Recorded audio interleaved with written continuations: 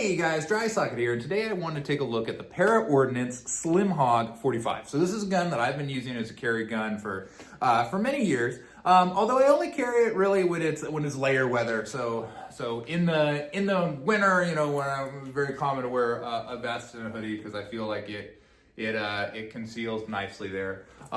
Drying, I carry appendix is always a two-handed motion. So I come here, I break retention, I pull up, and then I pull out there and come on. This is as a 45 with a relatively short barrel. It is kind of kicky, but it does have a lot of stopping power. Single stack on the magazine here.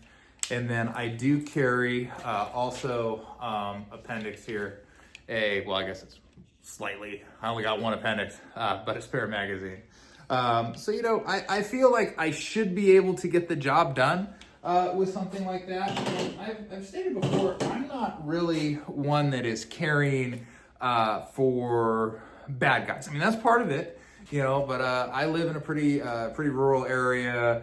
That we do have some things that I worry about. We are on the pipeline for, cartel and human trafficking. So, it's in the back of my mind sometimes. But usually the reason I'm carrying a 45 is this time of the year, I'm doing chores in pitch black, morning and night, taking care of animals, walking the property. And this is an area where there's a lot of wildlife, and some of that wildlife is very, very scary.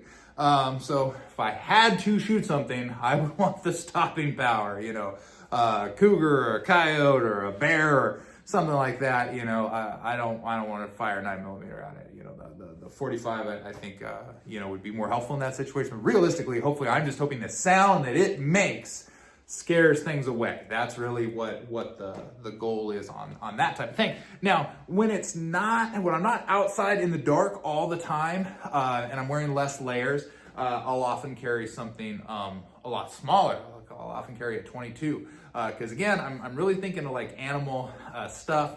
Unfortunately, I've had to put down an animal before that had been mauled by something and was kind of hanging on to life, and that's it's very unfortunate. So having a gun in that situation is handy, and not having to go get something. And then we do have a variety of critters that time of year, your possum, your rats, that type of thing. If 22 is plenty, right? I'm not worried. When it's not bear season, I don't need a big gun. So anyway, this has all the features that you would want in a 1911, including what I really like about it is look how big this backstrap safety is. It's very nice. I feel very secure carrying this one, even carrying it chambered, because it's very safe. It also has this safety here, so it's, I carry it there, I pull it, I'm bringing it here, and then I can depress that trigger. It is a gun, like I said, it is snappy. And I just want to point out, because we're going to show you some range footage. I'm not proud of it because I really almost flies out of my hands. And that's because my hands are still recovering from hand, foot, and mouth. And they're like tomato skin hands. Everything's hurt. And I was like, I don't know, I'll shoot a video with this. I've shot it 100 times. And I was like, oh, wow, yeah, it's a little bit more than I was bargaining for. But let's check it out.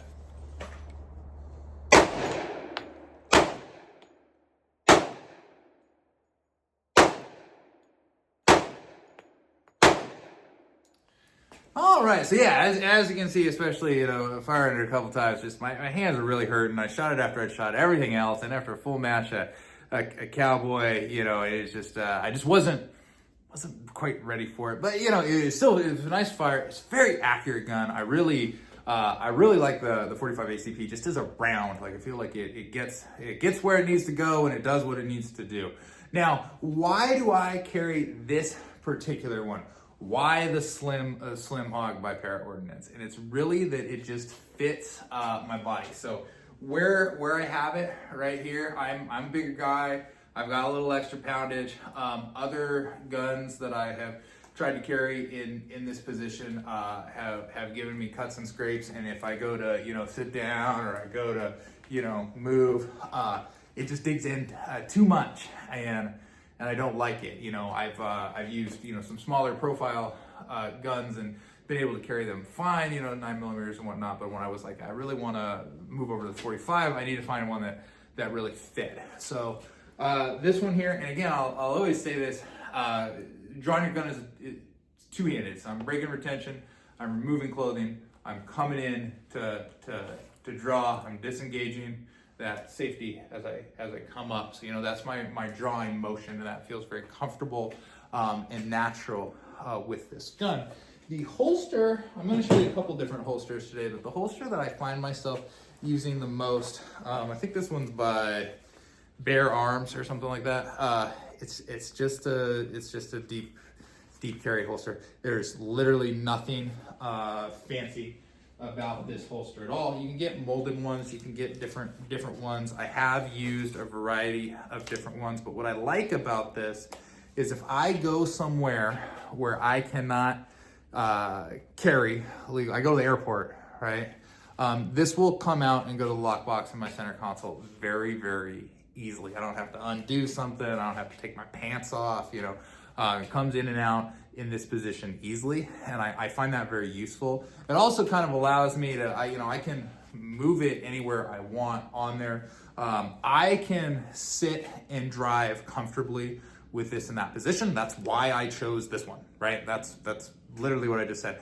But I know some people that they'll take it out to drive, and there's, you know, different ways that you can do that. There's even like magnets that you can put on. So there's different things that you can do. But I think comfort, like if you're going to carry, it has to be comfortable to carry. So this one fits the bill there. I don't always carry the extra mag. I usually do, but it is a very similar type of thing.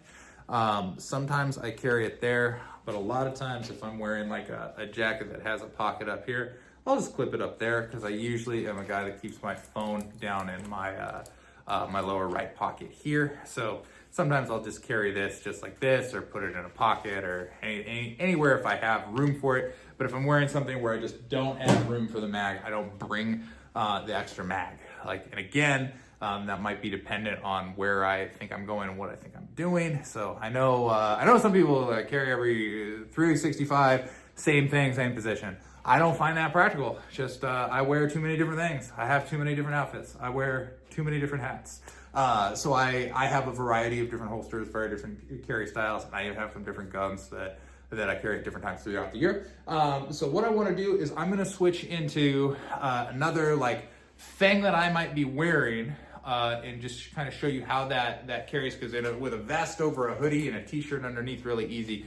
But let's drop a layer and kind of check out how it carries there. And in the meantime, let's take a look at it shooting again.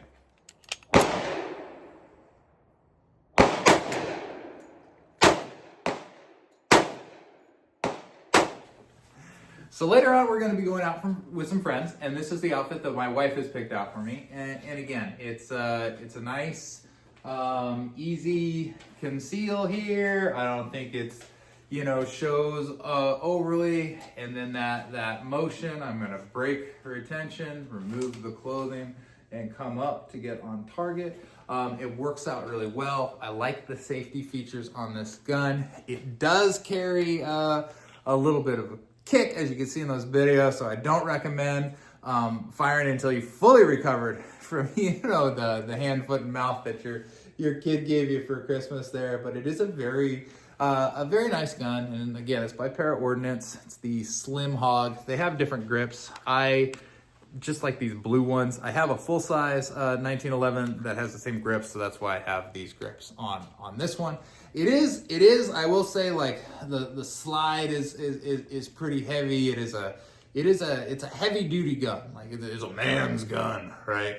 Like it takes some hand strength to kind of work, but it does get on target nicely, and it does carry well. So it's the Slim Hawg single stack compact 1911 by Ordinance. Great gun, one that I do carry most of the time. And yeah, it's a good one. So let's look down and fire it one more time there, and then you guys have a good one. Get out there and shoot.